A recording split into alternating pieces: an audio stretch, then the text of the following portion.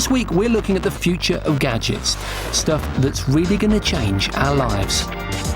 And Suzi visits a £10 million gadget house.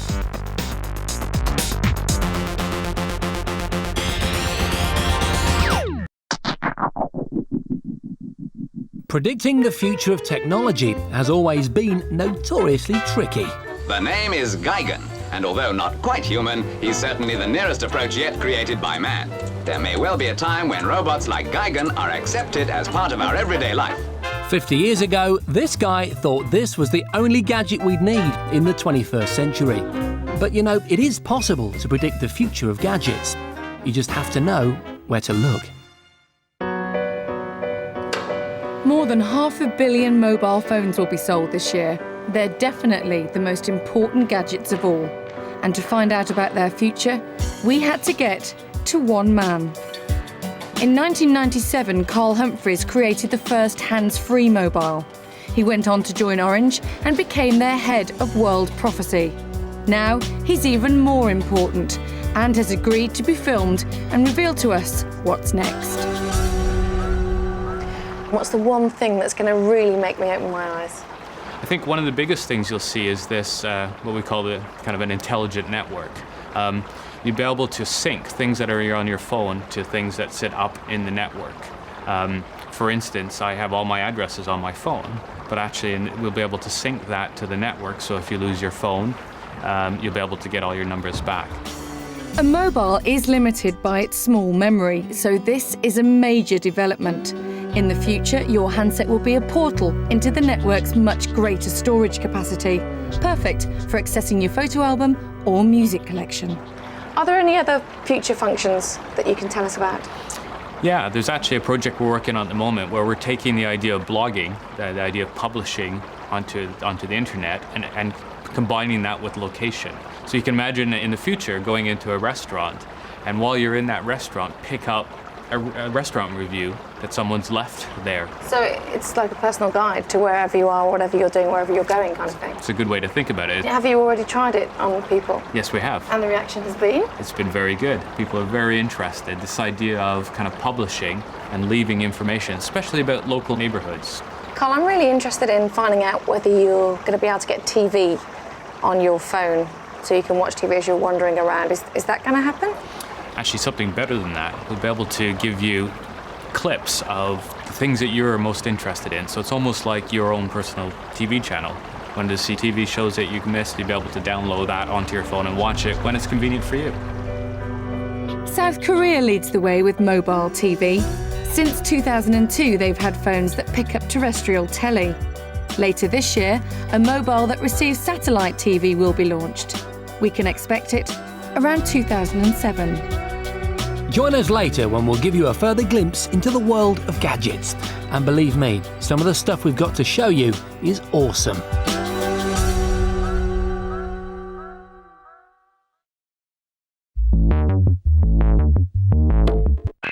Playtime now, as Stuff Mag's editor Tom Dunmore shows us what's latest and best in the world of gadget toys. Now, I don't know about you, but I find that the problem with elastic band fights is the time that it takes to reload the things, which is where this handcrafted £10 wooden gun comes in very, very handy. This allows you to load up 10 different elastic bands at once and then fire them with unerring accuracy at the cameraman or indeed the director. Here it goes. Band after band is hitting in exactly the right place. Anyway, what we've got now is a huge pile of elastic bands that need clearing up, which is where this next little toy comes in very handy. Now, it's essentially a remote control dustpan and brush. This will set you back just £30, and tell me that's not cool. You can spend £15 on one of these, a 20Q, and it will play with you a game of animal, vegetable, mineral. You would think that something that costs £15 is never, ever going to be able to guess what you're thinking of. But actually, it's freakily accurate. Okay, what I'm going to think of is a tank. So, is it an animal? Is it multicolored? Does it bring joy to people? Is it soft? Can you hold it? Is it made of metal? Does it move? Is it something? Can it be stolen? Walk on. Can you? Okay, 20 questions. Here's what it's saying. You're thinking of a tank. Check that out. It's just incredible how much technology you can get for £15 these days. It's like having HAL in your pocket. Talking of tanks, see how seamless that link was there? These little toys are absolutely fantastic, but what's unique about them is that they're controlled by infrared. So you've got this little infrared turret here. It also allows you to fire at other tanks. It means you can have great office warfare with anybody else around. So I'm gonna ask my director and have a little duel. Okay, let's go. Tank warfare is a chess-like game of brinkmanship, but I think I've got him. I have won the war. Perhaps you want to get a toy that's more in keeping with your ultra-stylish mobile phone. This is an official Sony Ericsson car here, and it's the best use of Bluetooth I've ever seen. Essentially, you attach it to your phone, it sucks the battery life, hopefully not so much that you won't be able to make a call, but that charges up the car, and then it's just simply a case of taking it off. The phone is automatically set to control it. You just hit your cursor pad and you're off. It costs £80, which I think pound for pound makes it the most expensive car in the world. But then I guess that's all the more reason to have it, really.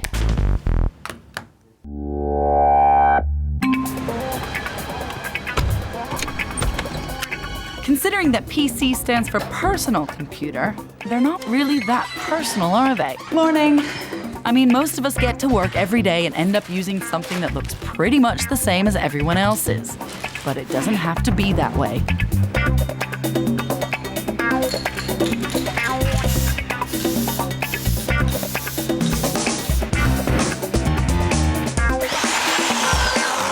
It's time to start thinking outside the box and turn this dull refugee from the 80s into something a bit more personal.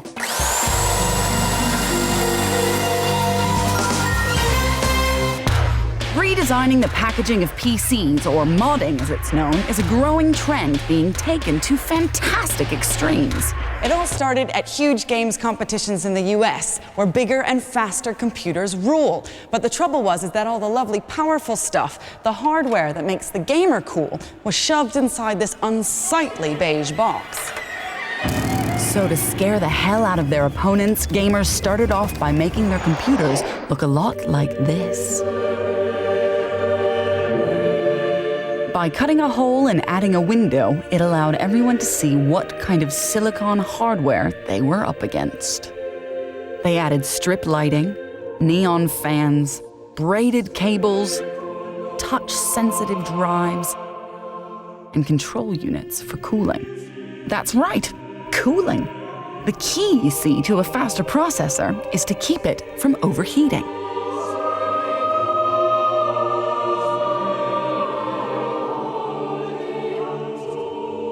It looks great and it seems simple enough, but the modders don't stop there. After all, no matter how many windows you put in it, a box is still always a box. So the next step is to take all the innards out and put them in whatever you want. And I do mean anything. This may look like a 1940s Bakelite radio, but shoehorned inside is a fully functioning PC. Stepping away from that retro feel is this, the Millennium Bug. As well as being hand-built out of carbon fiber, it's the first PC I have ever seen that A, has wings, and B, is water-cooled. But if insects aren't your thing, you could always mod it max power style. This tiny Focus RS may not turn a wheel, but it will run Windows. So what's next for modding? Well, it seems even the manufacturers have got in on the act, because you no longer need an NVQ in metalwork or a can of spray paint to have an individualized machine. You can get cases, you can get funky accessories, you can even buy the whole caboodle straight off the shelf. 20 quid at a PC Superstore goes a long way when it comes to accessories for your circuit boards. But don't worry if you're not into DIY, Hoojum will sell you just a box or a whole machine. Chrome cases are around £300. And Alienware's extraterrestrial PCs start at about £1,000. So now you can buy a modded computer brand new. Just another gadget cult that's entered the mainstream.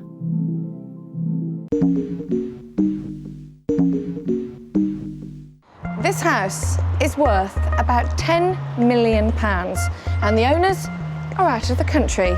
But I've got the keys.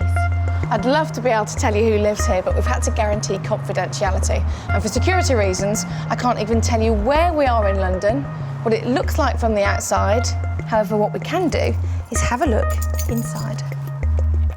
So, make yourselves at home in a 200-year-old townhouse designed by John Nash, who also did a bit of Buckingham Palace.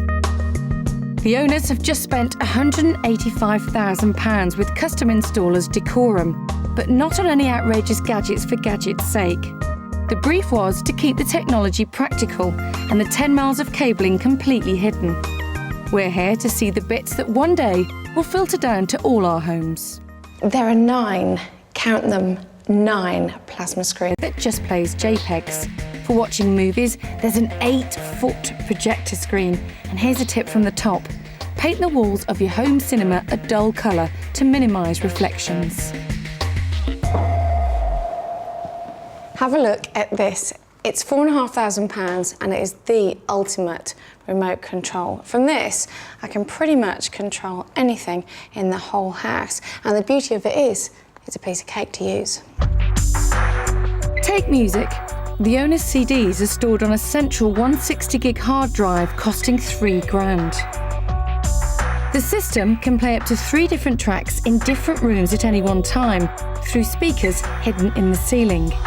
Not the best place for perfect stereo, but then discretion was the priority. The touchpad also lets you view the night vision enabled security cameras. They record to a hard disk 24 hours a day, so you can check exactly who's been snooping around and when. Well, a fairly standard sort of kitchen, but this is a nice feature. It's called an icebox. It costs about £2,000, and I can watch TV, use the internet, DVD, CDs, radio, video, quite handy. And the keyboard, oh, you know what it's like when you've got your keyboard in the kitchen. Gets all sorts of bits of food stuck in it, so just shove it under there. Completely washable. There are some really expensive flourishes too, like the £5,000 snooker table made by the masters Sir William Bentley, or the £10,000 remote control fountain, or this.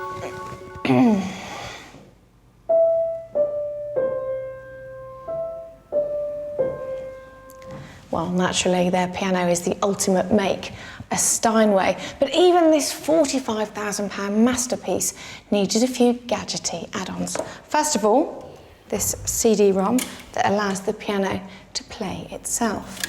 And this music can be piped into every single room of the house, but not by some bulky microphone that might impair the delicate clarity, by these magnetic strips imported from the States, each one costing £2,000, the kind of thing that Elton John has at his concerts. But my favourite gadget in this house is the smallest one. It's the doorbell. It's connected to a CD player, so why have ding dong when you could have one of your favourite tunes? Doorbell ringtones. Whatever next.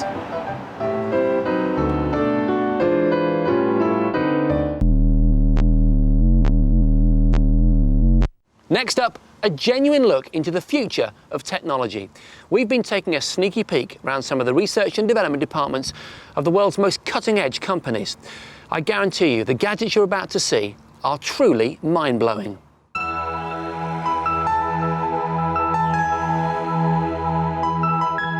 When running, we experience forces around 3 times our body weight with every stride.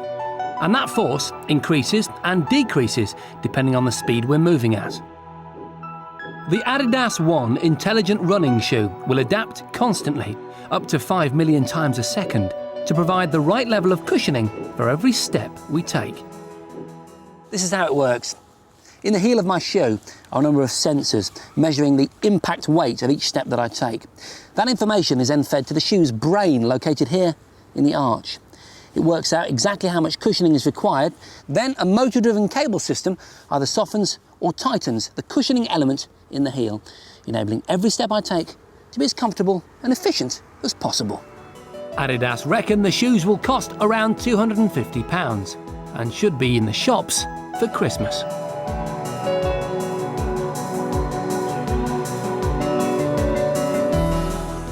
This next gadget is a stunning answer to those annoyingly small keyboards you have to struggle with on PDAs and smartphones. A laser projects an image of a standard QWERTY keyboard onto this table here, and then as I type, an infrared beam here senses when my fingers touch the keys. And as you can hear, there's also the noise of me typing, which is actually not just there to sound good, it's an essential part of the ergonomics of this whole device. In fact, the noise is the only thing that allows me to know that I've actually made contact. I have to say that my expectation levels on meeting this device were a little lower than you might think, because I get to play with all kinds of cool stuff on this show, and often it doesn't deliver. But this thing way beats my expectations. And the best bit is, the virtual keyboard is actually on sale now and costs just £99. Oh, it's gorgeous.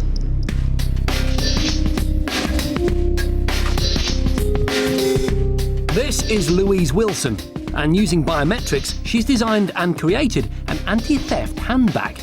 I was in a bar in London once and had the bag over my chair, and someone came along, dipped in and took my purse out, so I decided to design an anti-theft handbag.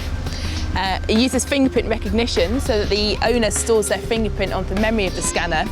When they want to access the bag, they actually put their finger on the scanner and it checks their fingerprint against the memory that's already pre-scanned fingerprints, and then the bag simply pops open. So it's a very unique way of actually protecting the belongings in the bag.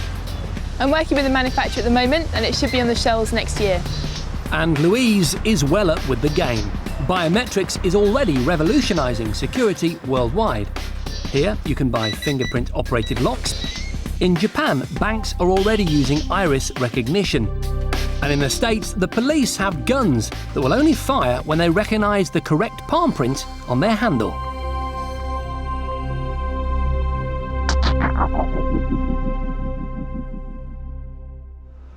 This next gadget really is quite extraordinary, a genuine glimpse of the future.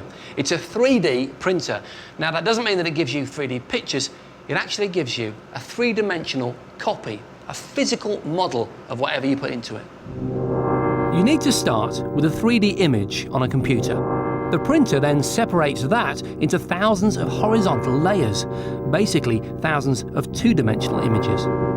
A laser then draws each layer on top of the last in a pool of liquid plastic, which solidifies when hit by the laser. After a few hours, like something from a sci-fi movie, a solid object rises from the pool. The process uses two materials, a polymer, which is the blue stuff you can see, and wax to support the object while it's being worked on. In this case, that's the white stuff. You then heat it up to 70 degrees, the wax melts away, and you're left with a little toy scuba diver. Just look at the detail. You can even see, if you get close in, the fingers on his hand. And it really can print anything. Chess sets, jewellery, planes, even a hand complete with bones. Currently, this technology is primarily concerned with engineering, research and development. But in a few short years, the possibilities are going to be limitless. Imagine you're in the shower, it breaks down, you go online, find the model of shower head you want, print out a new one. Or you want to make sure your kid gets exactly what they want for Christmas. You go to their favourite website, print them out a dragon, put it in their stocking on Christmas morning. This stuff really is going to revolutionise our world, and it's going to give rise to a whole series of new phrases like, here's a toilet I printed earlier.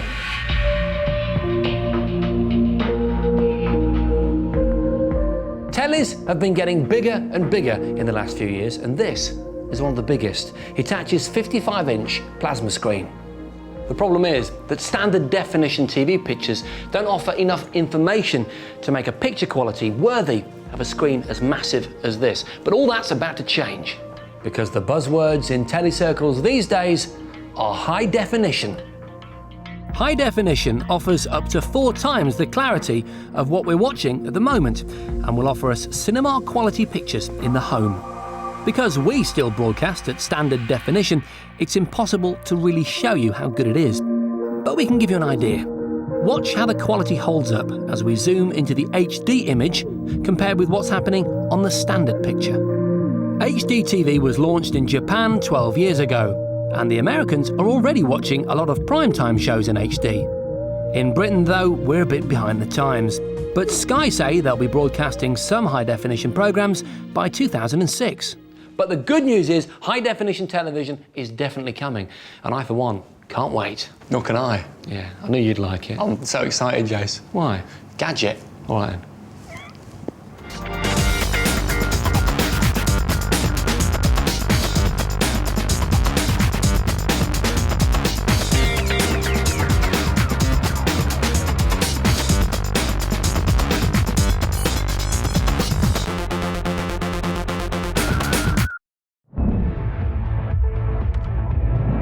Well, it may surprise you to learn that you can get email on most ordinary mobiles, but setting them up for it isn't Amazed to hear that many of the components that I'm sat on right now are 3D printed.